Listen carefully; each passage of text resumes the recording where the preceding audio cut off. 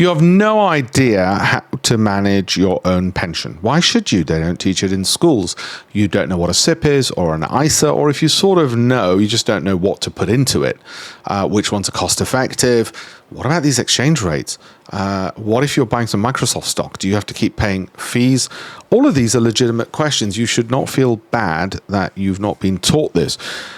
I started investing when I was 12 years old. I know about it because I've written 18 odd books about it. You can get a free copy of this. You can see the link up there.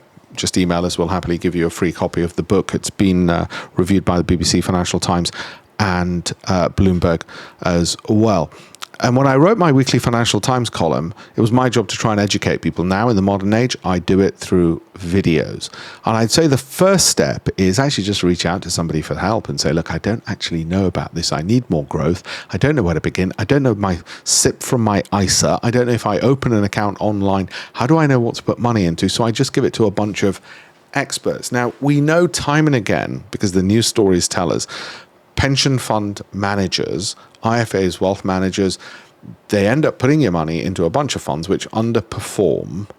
And we know this because Eugene Fama got a Nobel Prize in economics for pointing this out. But we also know because since I was writing about it in my books and in my Financial Times columns, I pointed this out time and again. There is a lack of persistence of performance.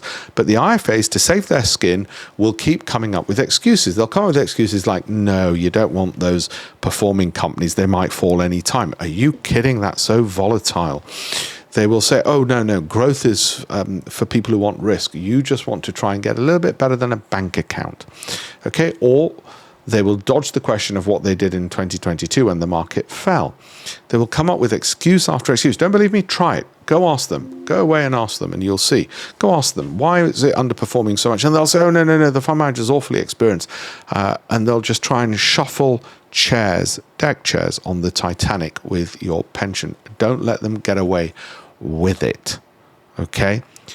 If you'd like a hedge fund manager and his team to give you a free pension review, we're more than happy to inform you, educate you for free, and we'll give you a free copy of that book as well, because it's part of my campaign to teach 1 million people worldwide through online tools and resources for free how to educate themselves better on investing so they can add an extra $1 million to their portfolios across their lifetimes. And my next TEDx talk is going to be on exactly this. I've done 2. This is going to be TEDx talk number 3. Do get in touch. Sorry if I sound a bit brazen and angry, but I am.